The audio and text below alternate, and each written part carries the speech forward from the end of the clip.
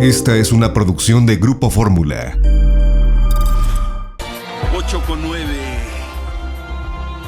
Germán Martínez, pero ni servida para usted, senador. Buen día. Lo estábamos esperando. El tema Julio Scherer. Bueno, es más, creo que el presidente de la República esperó al jueves. Dijo, sí. ¿Cuándo va Germán? Ese día. Vamos a dar la nota antes y luego el comentario de Germán Martínez, la salida de Julio Scherer.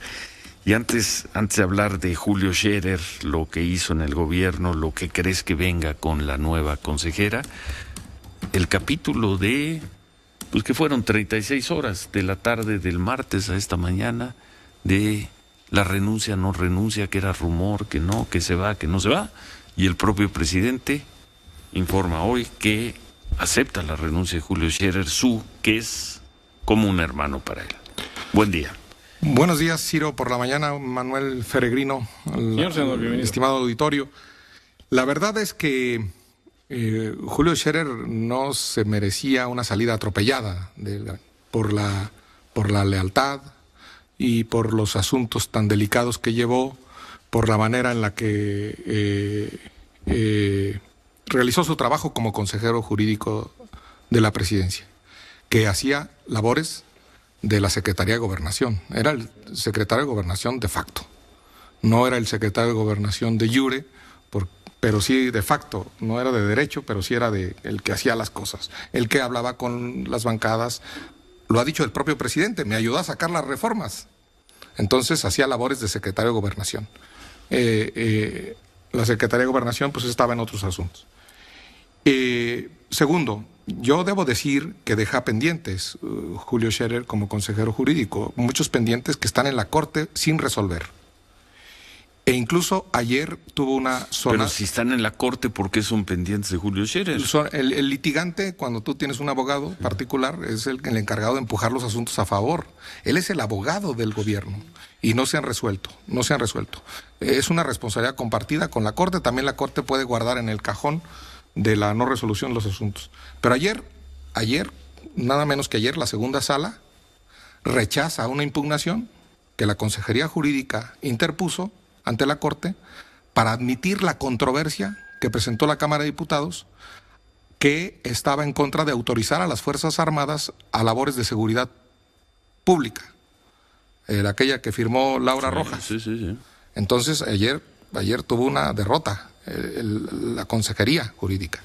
Yo quiero decirlo en ese sentido. Para mí es una gente correcta, Julio. Para mí es una gente leal al presidente. Para mí, y además debo decirlo, conmigo, a mí siempre me trató muy bien. Aunque yo viniera de otro partido, a mí me trató muy bien él y a mí me trató muy bien su papá, don Julio Scherer Ibarra, que me abrió hasta las puertas de Proceso para escribir en esa revista. Yo le estoy agradecido a esa familia, yo le estoy agradecido a Julio y guardo una grata memoria de don Julio. Una cosa es Julio y otra cosa es don Julio. Y entonces yo le deseo que le vaya bien, no sé si tenga impedimento para litigar después de ser consejero. En la Constitución no. Buen punto. En la Constitución no. Pues no. Algunos sí, pero no sé, alguna ley sí tienen.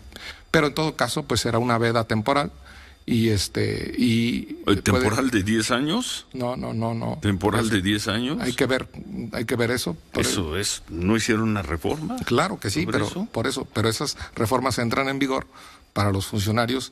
Tú protestas una Constitución y unas leyes. Para los funcionarios entrar en vigor, que vayan entrando con esa nueva ley, con esa nueva Constitución. Pues no le toca a los que iniciaron. Perjuicio de a la señora Estela pues Ríos eso sí le tocará. Sin duda. Pero a Julio Scherer sí. no. Por eso planteo como duda. Yo como abogado tengo dudas y que las disipe el Poder Judicial. Entonces, le deseo que le vaya muy bien a Julio. Creo que lo merece. Y yo espero que las labores que hacía políticas las haga ahora Adán Augusto López, que es el secretario de Gobernación, y que muchas de esas labores las hacía Julio con éxito, hay que decirlo. Las labores políticas y las labores de entendimiento, de diálogo político, de diálogo hasta con empresarios, las hacía con éxito. Bueno. Y muy mal manejada la salida. No, pésimo. ¿Qué cosa? No se merecía eso. No sé si mal manejada la salida, pero qué necesidad, como decía Manuel al principio del programa, de ensuciar la salida de Julio Scherer. Yo ahí que solo... seguramente estaba acordada ya antes del martes y se anunciaría después del informe. Ahí solo lo sabían 4 personas: el presidente, el nuevo secretario de Gobernación, la secretaria de Gobernación y el propio Julio. Ese movimiento. Entonces, si hubo una filtración para lastimar a Julio, pues parcialmente lo lograron, pero no lo merecía Julio. Yo creo que por eso hoy salió así, de manera atípica, sin video, sino así, en una mañanera, con el presidente, con unos gestos de gratitud, que para mí son merecidos de parte de Julio. Pero sí, ahí hay rencillas en el gabinete, no lo puedo yo negar. Ahí hay politiquería, diría el presidente, como en todos los gabinetes. Faltaba más, pues, si no, ¿qué sería? ¿No? Sería un centro de reflexión, ¿no? Un club zen, un círculo zen, ¿no? Pues es política. Nada más antes de ir a corte, el mensaje de ayer del presidente, creo que muy bien estructurado, Los 2 momentos climáticos, cuando dijo récord, tengan para que aprendan, neoliberales.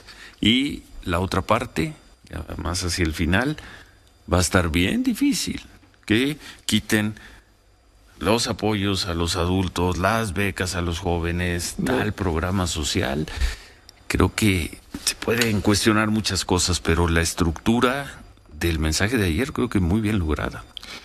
La pensión... ¿Cómo estructura de mensaje, sí, Germán? La pensión a los adultos mayores, las becas escolares, los lujos y extravagancias del gobierno. Buenísimo. Y la recaudación sin privilegios. Yo eso lo apoyo, los programas sociales y una recaudación, si quieren, atípica, pero sin privilegios, que paguen todo lo que deben. En eso me parece muy bien. Me pareció muy bien también que haya dicho que feminicidios es una tarea pendiente, que extorsiones sea una tarea pendiente. Y sí, lo de los récords, todo el mundo, yo aprecio mucho el del salario mínimo que ha subido, el de la inversión extranjera, la estabilidad económica del país, la variable famosa esa de gasto-ingreso que en equilibrio. Y bueno, para los muy radicales de izquierda, hablar de que las reservas del que aumente el índice de precios y cotizaciones de la Bolsa Mexicana de Valores es donde está el capital especulativo, pues los radicales de izquierda deben estarse retorciendo. No, yo sinceramente sí veo que el presidente estuvo muy bien en eso y que el destino, la ruta de la opción preferencial por los pobres, como le llamaba la teología de la liberación, la opción preferencial. Si es preferencial, no es única ni es exclusiva por los pobres, es preferencial. Esa bandera está bien situada y merece esa bandera mayor eficacia de muchos funcionarios. Pero en el mundo laboral hay un salario justo, hay formalización de empleo en el IMSS, hay democracia sindical que no había. Eso, paloma. Las variables macroeconómicas, ya lo dije, las cuida, la estabilidad. El tratado, esto ya nos había informado, pero el tratado de libre comercio, el TEMEC, se ratificó. Es un logro tanto de Trump como de Canadá, como de nosotros. No hay que olvidar que Inglaterra hizo se desvinculó de Europa y que Bolsonaro en Brasil también nacionalistamente protegen su mercado. Nosotros nos hemos abierto al mundo.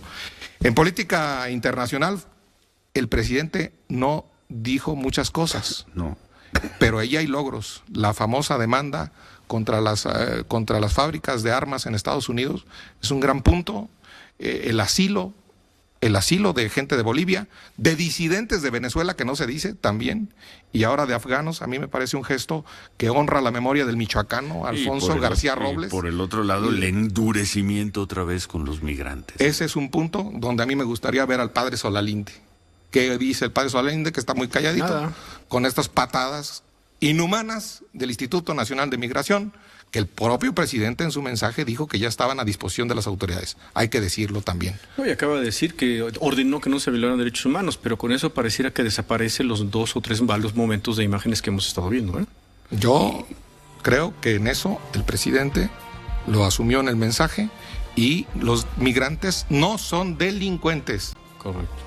Vamos a pausa, 8:20, volvemos. Muchas gracias por sus comentarios, Germán. Hoy en el Senado tocan el tema de revocación de mandato. Es más, en un momento comenzará un desayuno de Ricardo Monreal con los líderes de los distintos partidos. ¿Y luego qué? ¿Van a tener sesión para tocar este tema? ¿Qué sigue? ¿Qué información te dieron? Se me queda viendo, senador. No. Sí, como que ¿y yo por qué? No, pero sí van a tocar el tema hoy. Sí, había cierta urgencia porque el libro de A Mitad del Camino, que hay que comprarlo del presidente en 248 pesos. ¿Usted trabaja para Planeta o qué? No, pero trabajo para las causas buenas de este país. En la introducción, como empieza el presidente, dice: a finales de marzo próximo se celebrará la consulta ciudadana de revocación de mandato para preguntar a las y los mexicanos si quieren que yo continúe en la presidencia o que renuncie. Así empieza un libro que ya estaba en imprenta, por eso había cierta urgencia. Editorialmente, periodísticamente, eso es lo que nosotros llamamos una frase temeraria, dando por sentado en el futuro algo que quizá no ocurra. Es correcto. Para empezar, la fecha, marzo, y ya por ahí habían hablado de abril. Lo que pasa es que hay que decir que el presidente quería esa revocación, que se publicó unas reformas a la Constitución, en donde las reformas a la Constitución le daban al Congreso 180 días siguientes a la publicación para hacer la ley. Y ya estamos en falta. Ya pasaron esos 180 días. Esto pasó desde hace mucho.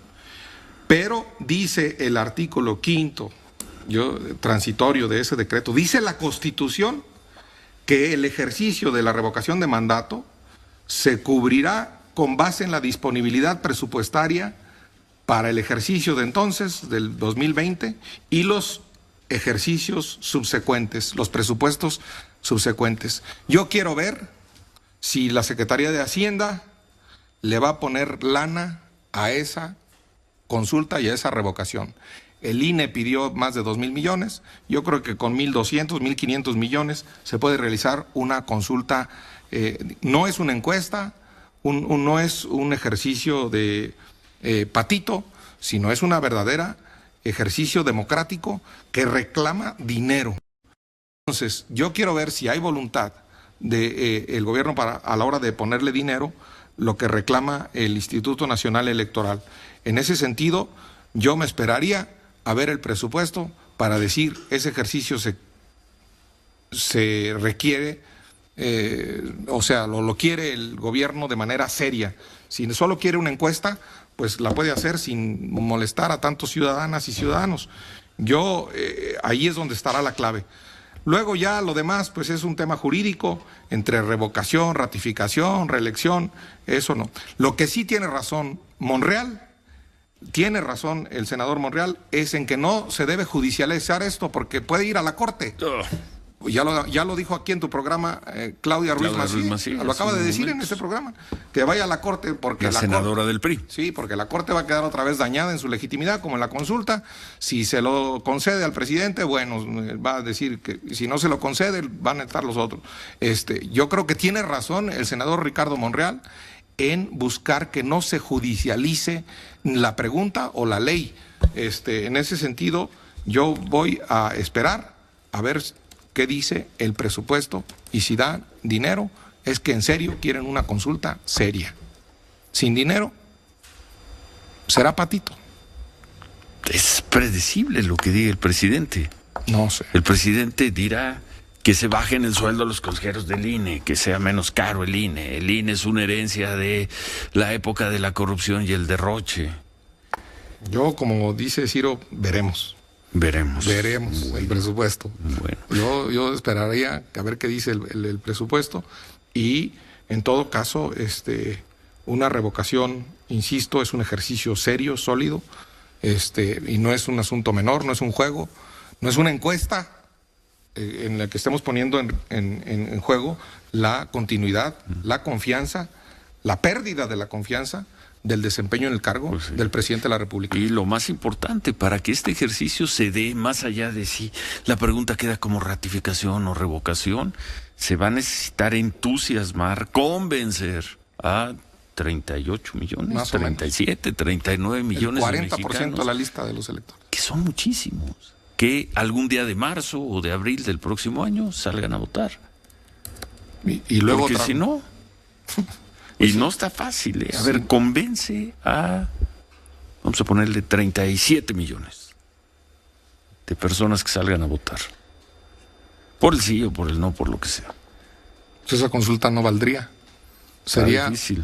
Un conejo en la chistera, una prestidigitación democrática, una magia, una bomba de jabón y nada resolvería. Bueno, a ver, paréntesis, Germán, porque creo que dijo algo muy noticioso el presidente López Obrador hace unos momentos en la mañanera, Sofía. Habla el presidente sobre el señor Alonso Ancira con este tema de la reparación del daño por la venta de el acuerdo con Altos Hornos de... El acuerdo con Altos Hornos de México por la venta de las acciones que no se ha concretado, entonces el señor Ancira sigue siendo dueño, según esto, del 55% de las acciones, y además la Fiscalía General de la República dijo por ahí, o hay fuentes que dicen que no ha cumplido por completo el acuerdo reparatorio porque el fideicomiso con el que debe pagar está en Estados Unidos y no en México. Le preguntan sobre todo esto al presidente y el presidente dice, yo creo que están mal aconsejando al señor Ancira. Ojalá y él reflexione, porque si ya había aceptado un acuerdo, lo que procede es que lo cumpla. No va a obtener beneficios si busca darle la vuelta a lo que ya se acordó. Él debería estar agradecido, sabe muy bien que vendió a sobreprecio esa planta. Dice, si ya tenía un acuerdo, lo mejor es que lo cumpla, que no le haga caso a los abogados, que no esté pensando que una vez que yo me vaya, él ya va a poder seguir con sus negocios. Esto es una aventura, dice, no hay nada más importante que la tranquilidad.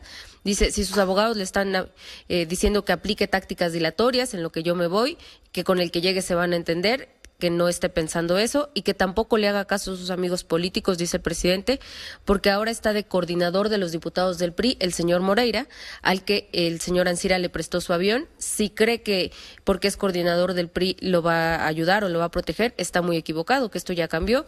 Le preguntan por ahí al presidente si considera que la Fiscalía debe hacer público el acuerdo con el señor Ancira.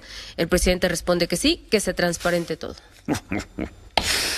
Bueno, a ver si no hay al rato por parte de la Fiscalía General de la República, como hizo la semana pasada, una versión, ¿cómo llamó, Manuel? Una versión pública de este acuerdo, lo que se puede publicar, ¿no? De un documento que tenemos entendido debe ser reservado, Germán. Debe ser reservado, aunque yo sí considero que si hay acuerdo, si hubo acuerdo, los acuerdos son para cumplirse. Los acuerdos son para cumplirse. Si hay palabra dada, debe cumplirse más y es legal, es legal, no es una cosa ilegal con la Fiscalía de reparación del daño y hasta de criterio de oportunidad o como se llame. Lo que haya sido acordado. No sé la forma en la que haya acordado Ancira eso, pero sí, Ancira no le debe estar chiflando al toro. Bueno, oye, finalmente Ricardo Anaya, la defensa de Ricardo Anaya tuvo ya acceso al expediente. Sí, correcto.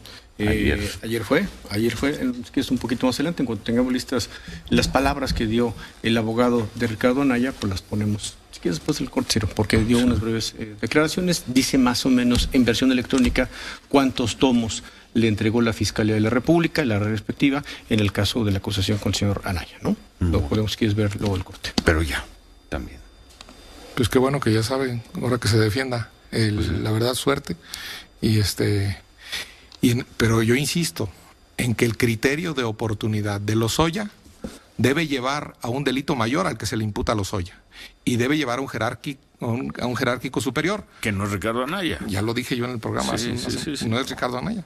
Entonces, yo en eso Lozoya es el que está en la tablita.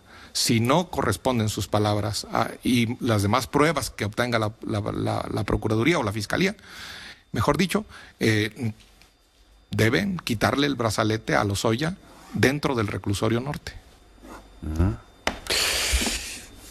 Pausa. Y regresamos, y nada más que revisando una vez más el acuerdo que la empresa del señor Alonso Ancira entregó el 25 de agosto de la Bolsa de Valores, y el 25 de agosto fue la semana pasada. No le puede dejar mentir. Tú no le puedes mentir a la Bolsa de Valores porque te sanciona, ¿no? No le puedes mentir. Sí, esta es la tarjeta que le mandó, y habla de el acuerdo que suscribió, el acuerdo reparatorio que establecieron con Pemex para los pagos, en cumplimiento de los acuerdos y las garantías registradas. Supongo que el presidente está haciendo caso y responde a lo que se ha dicho, que dicen que el señor Ancira quiere hacer. Pero legalmente, administrativamente, oficialmente, el señor Ancira dice, buen punto. estoy cumpliendo. Regresamos con eso y con mucho más, y vamos a estar de nueva cuenta en la frontera, la frontera sur, en la zona de Marco Silva, sí. Con Marco Silva allá en Chiapas. Volvemos. Los comentarios, Germán, sobre el caso de Julio Scherer y la gratitud y el afecto, lo decías hace unos momentos, que mostró el presidente con él.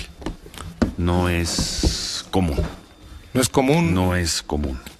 No es común, y que creo que está hablando en la mañanera el propio Julio Scherer. Yo creo que es correcto, es correcta la manera en la que salía. No fue justo que le ensuciaran así la salida, y yo insisto en que habrá que revisar la ley federal de austeridad republicana, que es la que podría impedirle dedicarse a una profesión particular. Es la que en su caso podría. No tengo yo Hay que revisarlo. Hay que revisarlo, punto. Estudiarlo. Punto, hay que estudiarlo. Esta fue una producción de Grupo Fórmula.